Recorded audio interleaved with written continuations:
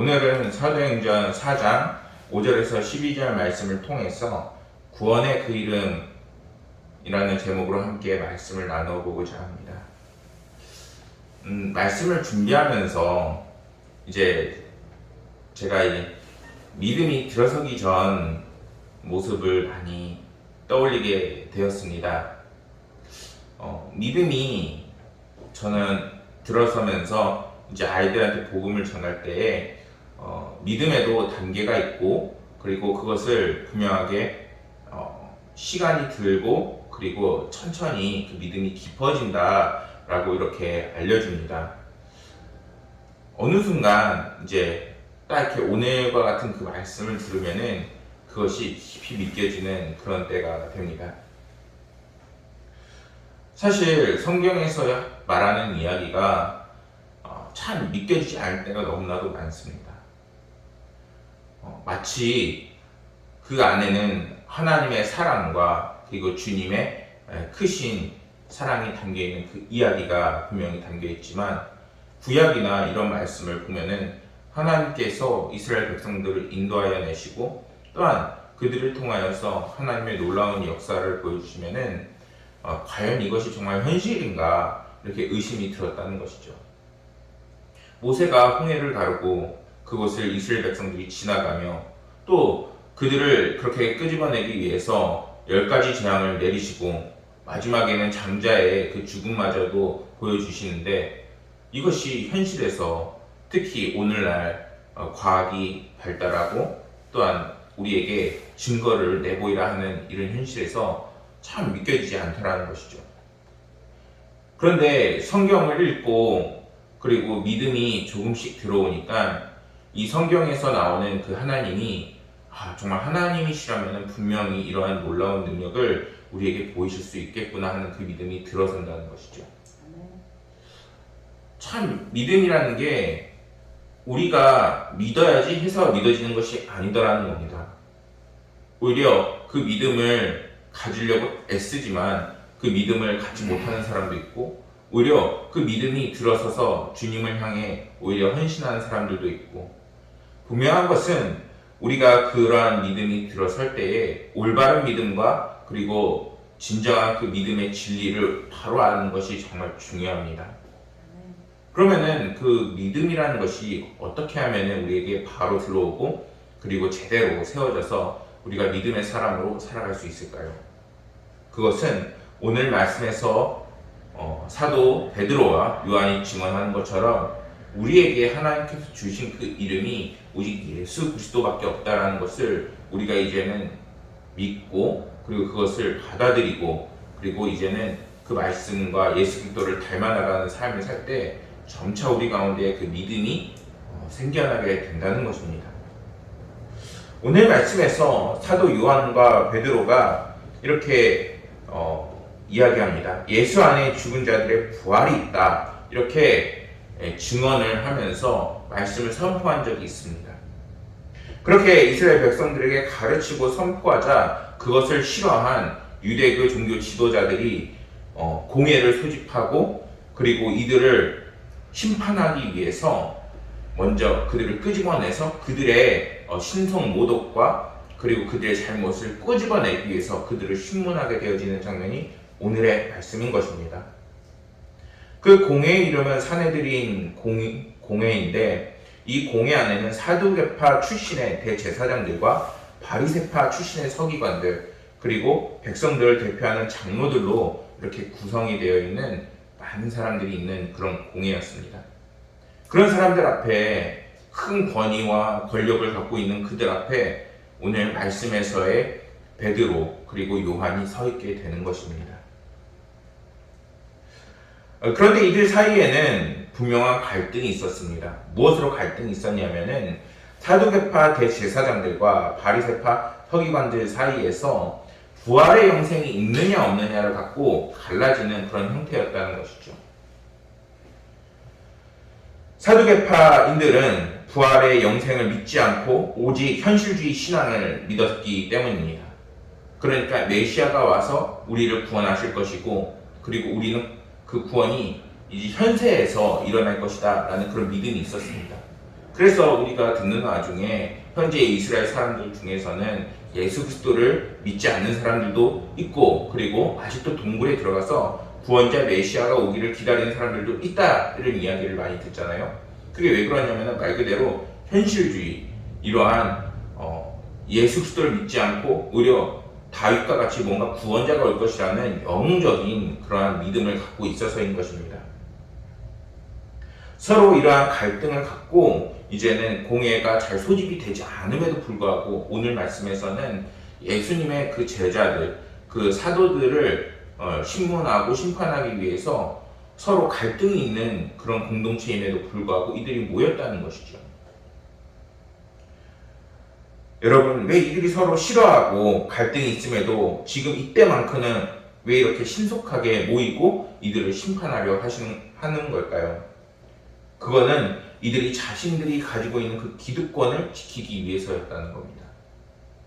사도들이 그 복음을 전하자 그 복음에 그 능력을 받고 그리고 성령 충만해진 사람이 속속들이 나오게 되는 겁니다. 그 복음이 믿어지는 거예요.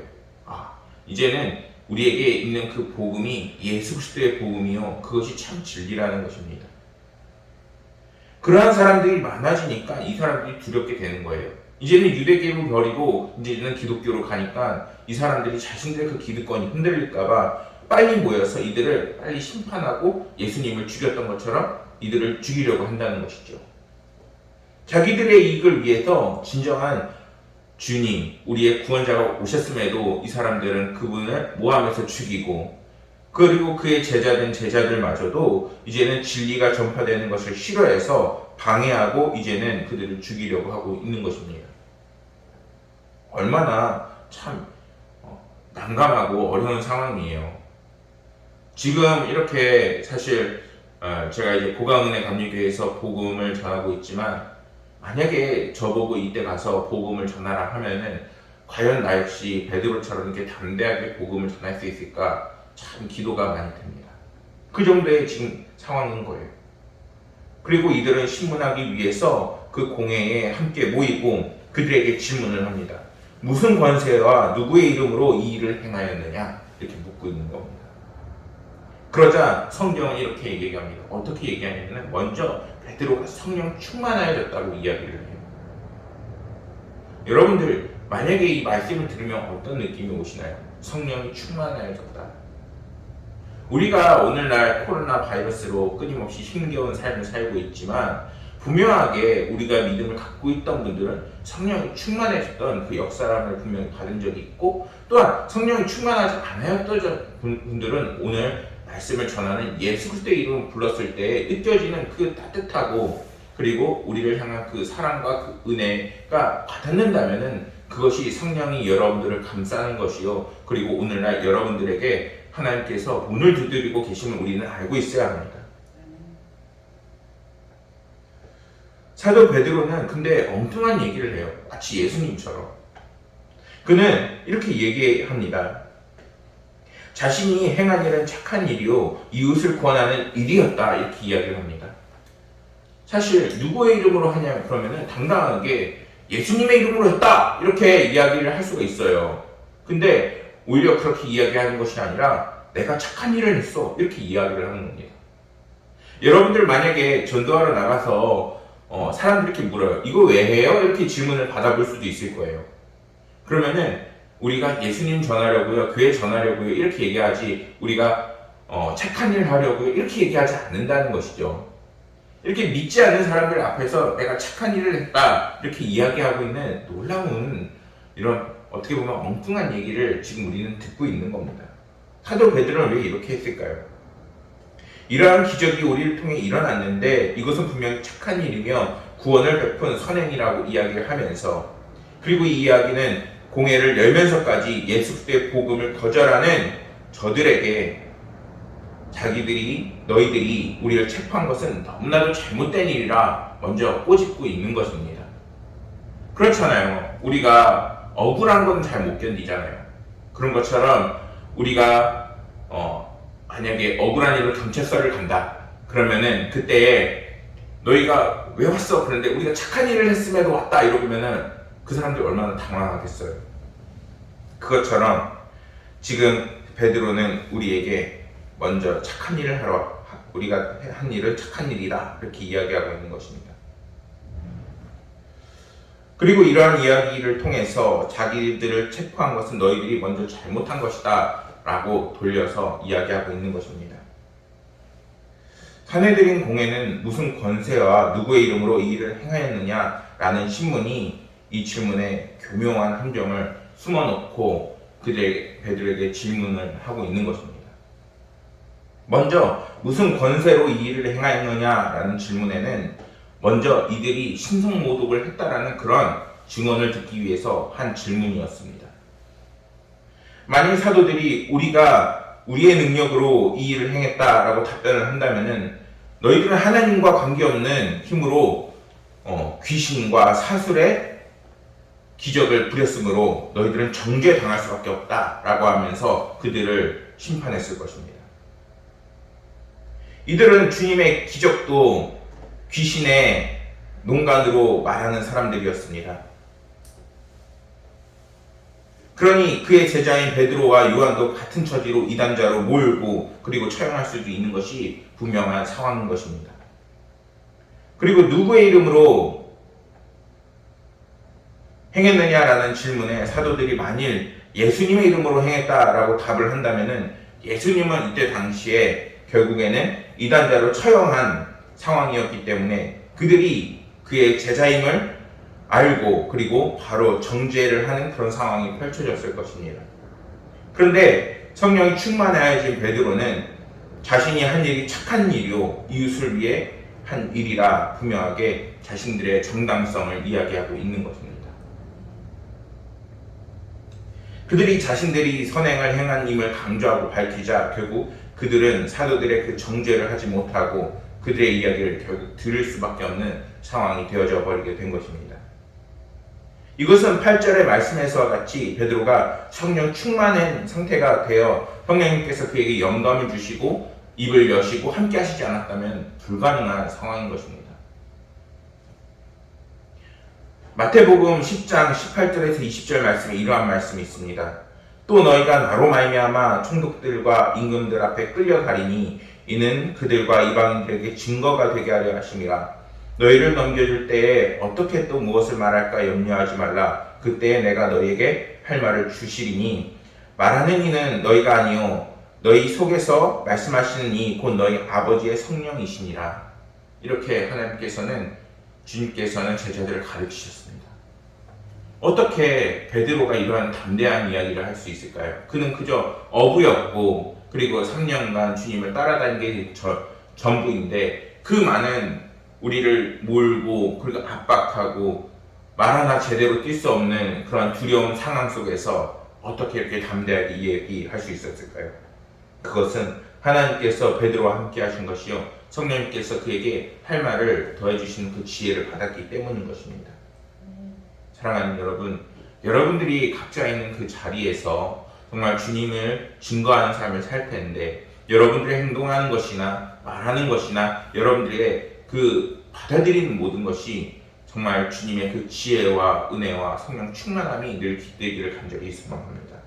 그럴 때 하나님께서는 그 상황 속에서 나아갈 그 길을 자연스럽게 인도하시고 주님께서 그 성령으로 여러분들을 충만케 하사 여러분들에게 정말 어느 곳에 있든지 주님의 그 사도로서 여러분들을 사용하시고 담대하게 하실 것이라는 것입니다. 주님은 제자들이 대적자나 교활한 자들에게 신문 받게 될 때 성령께서 반드시 답변하게 그 능력을 주실 것이라 약속하셨습니다. 그리고 사도 베드로는 이러한 주님의 말씀이 현실이 돼서 성령님께서 지금 오늘날 우리에게도 함께 하신다라고 성경은 이야기하고 있는 것입니다. 여러분들이 힘들고 어려울 때 주님은 외면하실까요? 아니라는 거예요. 오늘 성령님께서 베드로와 함께 하시는 것처럼 주님의 그 구원은 단순히 그 이름을 믿어서 천국에 가고 그리고 오늘날 뭔가 죽어서만 얻는 그러한 것에 머무르는 것이 아니라 이제는 성령을 우리에게 보내셔서 여러분들의 삶을 책임지시고 그리고 그 책임지심이 우리가 죽어서 주님을 만날 그 후에까지도 이어진다라고 분명하게 보여주고 있는 것입니다. 주님은 우리에게 보라 내가 너희를 보냄이 양을 이리로 보냄 가운데로 보냄과 같도다. 그러므로 너희는 뱀같이 지혜롭고 비둘기같이 순결하라고 분명하게 말씀하셨습니다. 그런데 우리가 스스로 순결하고 스스로 지혜로울 수 있을까요? 불가능하다는 거예요. 어떻게 우리가 매일 끊임없이 죄를 짓고 가만히 있어도 끊임없이 죄를 만들어내는 우리가 스스로 순결해질 수가 있어요? 불가능한 겁니다. 반대로 어떻게 지혜로울 수 있을까요? 우리가 젊은 청년들이 면접을 볼 때 많은 사람들 앞에서 이제는 면접을 봅니다. 면접관이 많으면 한 5명 또는 6명 이렇게 될 수도 있어요. 더 있을 수도 있지만 보통은 대개는 한 5, 6명인 것 같습니다. 근데 그때에도 사람들은 무서워서 또는 긴장이 돼서 덜덜덜 떨리게 되어 있어요. 그 사람들 앞에서 나의 그동안에 해온 일들을 평가받기 때문인 것이죠. 그런데 그보다도 더 많은 사내들이 공회에 그 많은 사람들 앞에서 베드로와 요한은 지금 평가를 받고 그리고 너희들이 정말 죽어마땅한 사람이라 이렇게 신문을 받고 있는 상황이라는 것이죠. 근데 그 속에서 베드로는 담대하게 이야기하고 있는 것입니다. 어떻게 가능할까요? 그거는 반드시 하나님께서 그에게 지혜 주심의 놀라운 능력이 있었기 때문인 것입니다. 사랑하는 여러분, 여러분들에게도 그러한 능력과 성령 충만함과 하나님의 반칙이 분명히 있을 것을 믿습니다. 여러분들이 늘 성령 충만함과 하나님을 의지하셔서 모든 어려움과 모든 문제 속에서 정말 주님의 그 이름으로 날마다 승리하시는 여러분들이 되기를 간절히 소망합니다. 그렇기에 야고보 사도는 우리에게 이렇게 일러줍니다. 야고보서 1장 5절 말씀에 이렇게 말씀합니다. 너희 중에 누구든지 지혜가 부족하거든 모든 사람에게 후히 주시고 꾸짖지 아니하시는 하나님께 구하라. 그리하면 주시리라. 하나님을 찾고 그분에게 지혜를 구하고 하나님께서 도와달라고 외치는 여러분들이 사랑하는 자녀들에게 여러분들을 도와주시지 않으실까요? 여러분, 오늘날 코로나 상황이 길어지면서 너무도 힘겨운 나날을 보내고 있습니다. 그러나 그런 어려움과 고난에서 가장 잃지 말아야 하는 것은 우리의 믿음과 신앙인 것입니다. 우리가 그리스도인이라는 그 정체성, 그리고 주님의 우리의 삶을 반드시 구원하시고 인도하실 것이라는 주님의 그 이름으로 선포하고 나아갈 때 하나님께서는 그 모든 있는 현재의 문제들을 반드시 만지실 것입니다. 그렇게 우리는 두려워 말고 오히려 주님께 지혜를 구하고 능력을 구하며 우리의 삶을 살아나가는 귀한 그리스도인들이 되기를 간절히 소망합니다. 그럴 때 주님 반드시 응답하실 것이요 여러분들에게 힘과 능력과 지혜를 더해주시며 인도하실 것입니다. 10절 말씀에서 사도 베드로는 산에 들인 공회 앞에서 담대히 예수 그리스도의 그 이름을 이제 증거하게 됩니다. 사도 베드로는 만일 예수의 그 그리스도의 이름이 이 일을 행하였다고 대답한다면 반드시 이들이 자기를 죽일 것이라는 것을 알고 있었습니다. 그들은 예수님마저도 모함해서 이제 십자가에 달리게 한 자들이었습니다. 그가 예수 그리스도의 이름을 증언한다는 것은 자기에게 분명한 죽음이 올 것이라는 것을 그는 알고 있었습니다.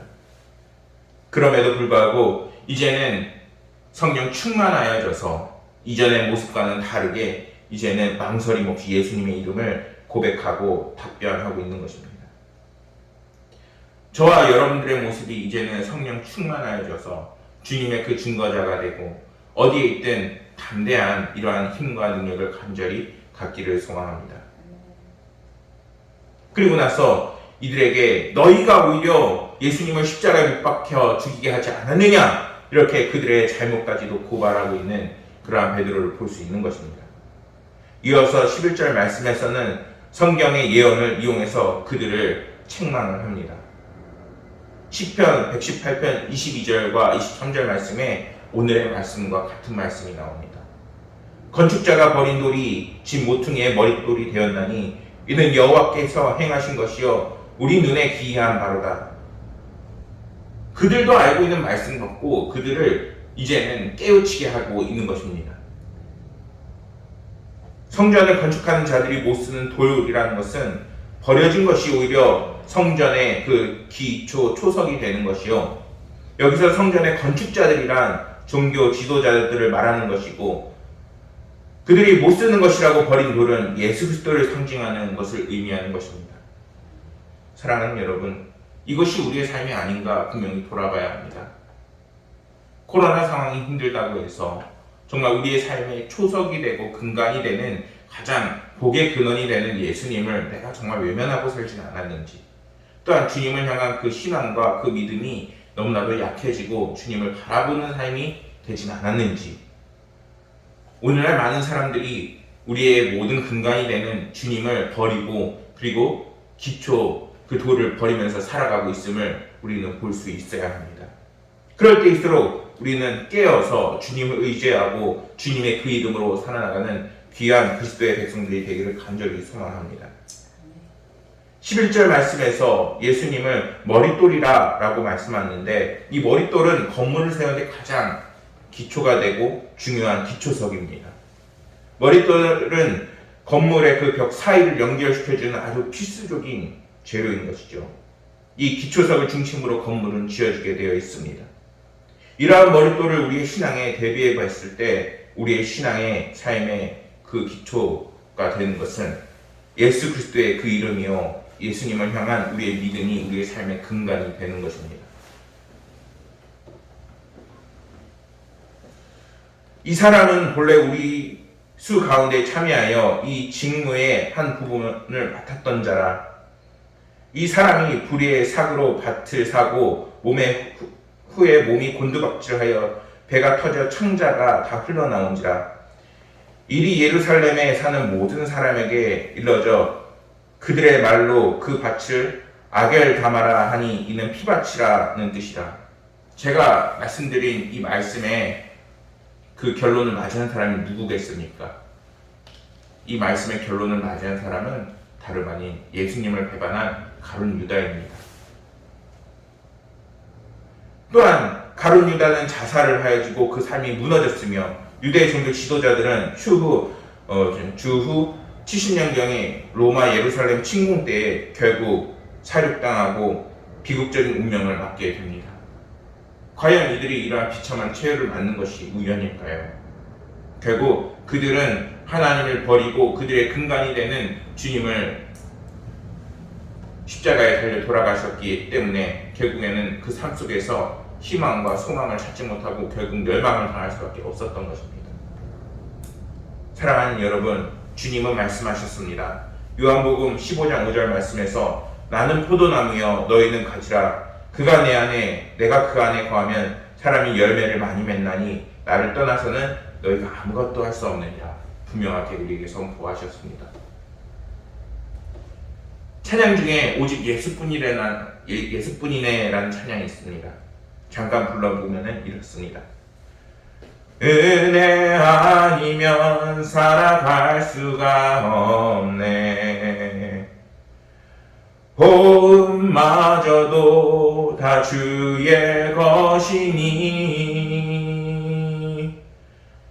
세상 평안과 위로 내게 없어도 예수, 오직 예수뿐이네. 그 신계획 다 볼 수도 없고 작은 건 안에 지쳐도 주께 묶인 나의 모든 삶 버티고 견디게 하시네. 은혜 아니면 살아갈 수가 없네. 나의 모든 것 다 주께 맡기니 참된 평안과 위로 내게 주신 주 예수, 오직 예수뿐이네. 우리는 우리의 삶의 가장 기초가 되고 근간이 되는 것이 예수 그리스도의 그 이름임을 잊지 말아야겠습니다. 주님이 우리와 함께할 때 우리의 삶이 안전하여지고 든든하여지며 현실이 어려우면 그 길 속에서 지혜를 더하여 주시고 능력을 더하여 주시며 주님께서 우리에게 나아갈 그 길을 분명하게 인도하십니다. 그리고 주님은 이제는 우리를 성령 충만하게 하여줘서 이제는 다른 것이 아니라 이제는 하나님의 사람으로서 능력과 힘을 발휘하게끔 반드시 우리를 만져나가실 것입니다.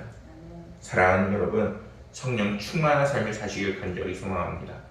그러한 성령 충만한 삶은 예수 그리스도의 그 이름으로 가능하여지는 것입니다. 다른 길은 없고 오직 예수 그리스도, 그 예수 그리스도를 믿고 우리의 삶 속에서 믿고 나아가는 그 삶이 될 때에 하나님께서는 끊임없는 은혜를 우리에게 부어주시고 반드시 더 큰 구원을 이미 예비해 놓으셨을 것입니다. 주님께서 우리의 모든 삶을 구원하시고 심지어 우리의 영혼도 구원하시고 나아가서는 주님 만나는 그 모든 삶을 책임지실 것을 믿으며 여러분들의 삶이 주님의 인도하심을 받는 놀라운 삶의 여정이 되기를 간절히 소망하겠습니다. 기도하시겠습니다.